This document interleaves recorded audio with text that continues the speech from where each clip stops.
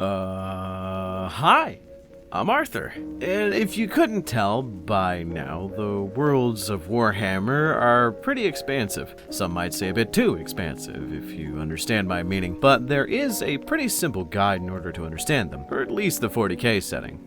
Or rather, how to understand how things got to where they are in the 40k setting. It's called the Horus Heresy. See, there is always going to be the debate that the humans of the setting are not the good guys, and no one else really is in the setting either, aside from maybe the far side, but that's neither here nor there. Debating that aside, I will say they are the protagonists, the focal point at which the story is supposed to be told from so that we can identify with them. Say what you will, but it's pretty easy for us to put ourselves in their shoes, because if you haven't noticed, every single person who is watching this video is a human, I hope. So it makes sense for you to follow along with the humans and identify with them even more. And that's where we get to the Horus Heresy. It's the easiest tract of knowledge to follow, to be honest, where you can trace the beginning and the end points of the setting from where they start and where they end. So with the Imperium's lore, you can kind of trace the beginning and the end, at least roughly.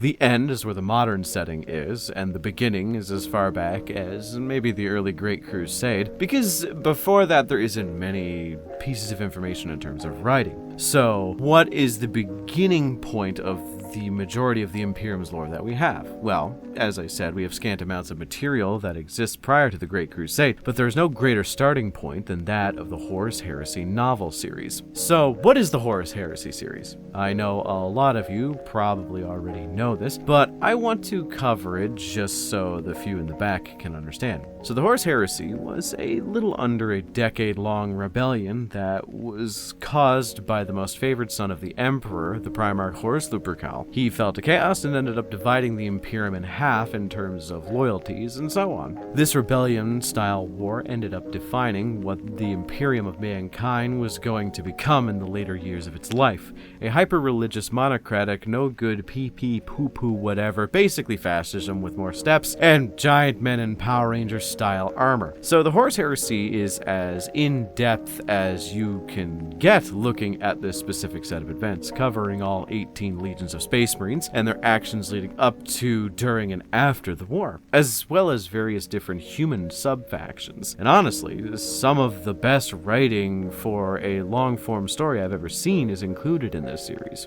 And it makes sense to want to write this out. There is a designed beginning and end point, beginning with Horus falling to chaos, and ending with Horus dying to the Emperor. So you just need to fill in the 7-ish year-long gap between those two events, and you'll have yourself a position that generates money, book sales, and a war game that up until the last maybe 2 years costed a small mortgage in order to play. They have a pretty interesting system to writing said series. Essentially, they have about a dozen or so writers, each working on a different section of the heresy, so that they can release them in series, so there isn't really any delays in between releases. So they rotate between Chris Raitt, Dan Abnett, Aaron Dembski-Bowden, and Guy Haley, to name a few. So they can work on a dozen books at the same time, but never have a delay in release schedule. So you'll have the Dan Abnett book be released on one end, and you have the Chris Raitt book released maybe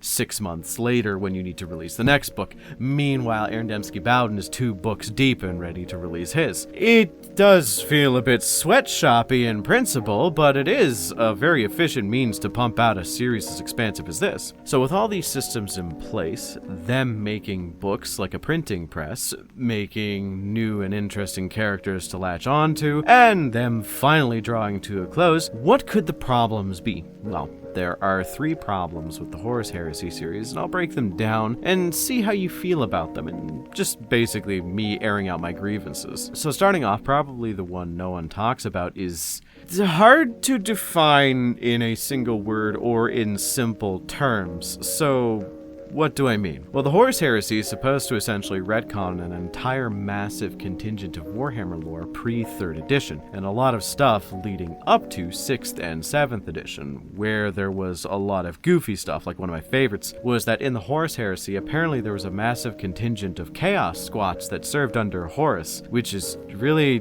funny to think about. So they're trying to retcon and update the majority of the lore, which are the definitive, most of the time, storyline involving what happened. So how can that be a problem? Well, the problem is with the people who started Warhammer.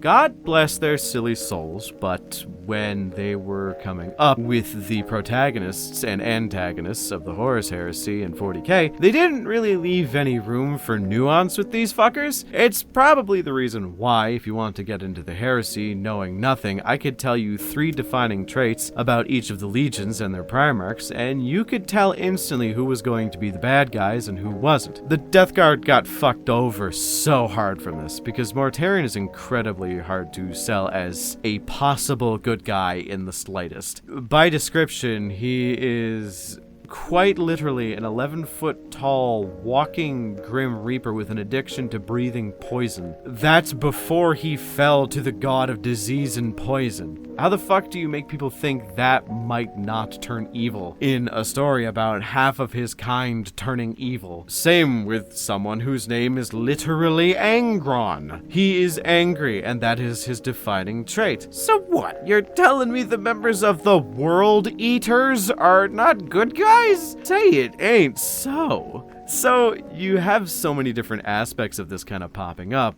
Like, man, it's crazy that someone named Erebus is a bit of an evil dude. World Eaters, Death Guard, Word Bearers, Iron Warriors. It's hard to make most of them sound normal while also making it convincing that they fell traitor at one point, you know? It does make sense, like, if you were well adjusted, you likely wouldn't have anything to do with murdering your dad in a fit of petulant rage and civil disobedience. So they are balancing out the whole making them believable while making them crazy thing as well as possible. But it does come off as a bit, oh no, the big evil mustache twirling villain man who is only just barely working with us turned traitor at the slightest inclination that he could, turn traitor? That's crazy. Though that being said, some of the traitor primarchs do work. Like Magnus the Red, as much as I shit on him, makes sense. He's a very tragic character, so he can have a little bit more breathing room. And Alfarius, we don't know anything about him. Alfarius and Omegon, we don't know much about them, but it does make more sense to give them a little more breathing room because there's a bit more secrecy behind them. But regardless, I think you get what I'm saying. Like, could you see Angron doing anything other than murder after the war? No. So, the next major problem with the Horus Heresy is something we are currently going through now, and to be honest, it's not even an issue with the Horus Heresy, it's an issue with the greater whole of market exclusivity. What do I mean? Well, when you have a big book series coming to an end, and you want to make the final release be a bit of a bigger deal, then you are going to have to sell exclusive copies and whatnot. So, what does that infer? If you haven't been paying attention to the releases of The End and the Death Volume 3, the collector's edition of that book are being bought up and scalped for people to purchase at stupidly high prices, which is immoral, possibly illegal, and if you do that, I hate you. Sure, we all got a ball on a budget. Thank you, channel members, for supporting me and letting me do this content as a job. But when it comes to people trying to take advantage of people who want to simply see the conclusion of a story that they've invested years of their life to, then god motherfucking damn, that's annoying. I mean, not for me. I am so butt-fucked by ADHD and attention issues, I need to listen to an audiobook while painting just to absorb the information, so I'm never gonna have an issue getting those collector's edition books, though it would be nice. Still, it's annoying to see, right? And the third and final problem with the Horus Heresy is pretty simple. That is, it's too fucking long. Well, sort of. The issue with writing the Horus Heresy is that there is, I'm just gonna roughly guess, over 60 books, and not all of them are going to be bangers. Like, a broken clock is right twice a day, and a correct clock can be wrong at least once. I'm going through the Horus Heresy series right now, slow and steady. I'm not skipping ahead, and I'm also avoiding as many spoilers for later as possible. Hell, the whole reason I'm doing this is I have finally hit a book in the series that I am just not vibing with. How I read and learn about Warhammer as a setting is I read a Horus Heresy book, I then read a fantasy or AOS book, and then I read a miscellaneous 40k book, From there, I restart the cycle back at a Horus Heresy book. It's slow going, but it gives me plenty of first-party information, so it helps me kind of make up my mind about specific topics I want to discuss. So with that in mind, I am currently on Battle for the Abyss, and the best way to describe this book that I am halfway through is TV static. There is just an endless font of information that seems kind of rushed and unimportant being thrown at me every second, but it's also being hyped up to be some of the most important pieces of information. I've never heard of the spaceship known as the Furious Abyss, and I feel a little bit insulted that they said that it was the biggest spaceship that the Imperium has ever produced, when the fucking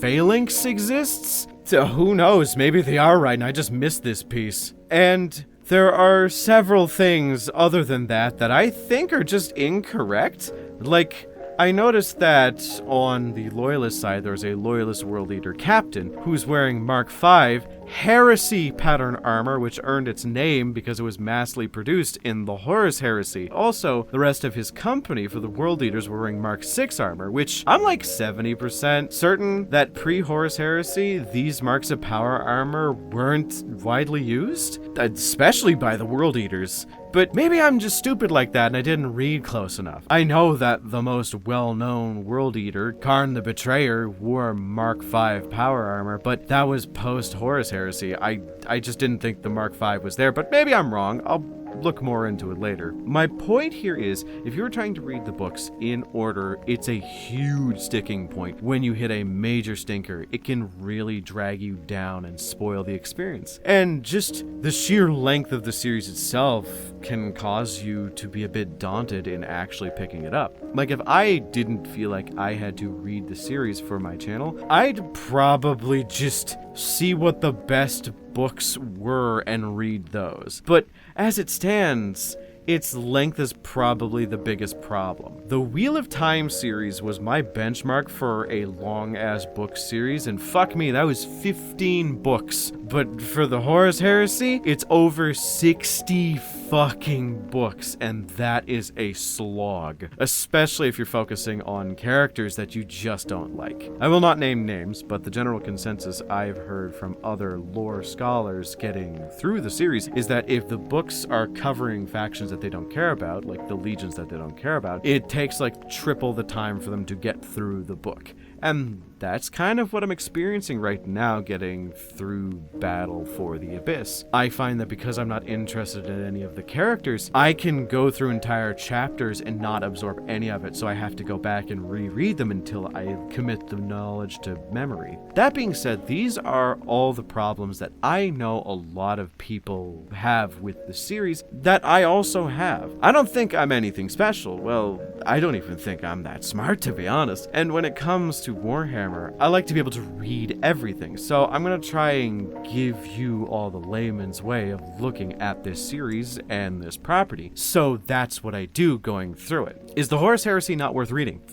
Fuck no. This series has some of the most interestingly written characters and moments I have ever read in fiction. There are some moments of pure genius that extend so far past what I am accustomed to for sci-fi writing that my bar for entertaining writing has been adjusted ever since. Say what you will about Fulgrim, but the moment when he finally succumbs to the influence of the Lair Blade while fighting a bunch of Eldar is unironically one of the best representations of insanity taking hold of a normally sane and rational character in fiction I have ever seen. It's really good, and you have other characters like Garviel Loken, you have Saul Tarvitz, and you have fucking Nathaniel fuck you God is real Garrow, who could not be more of a Chad if he wanted to.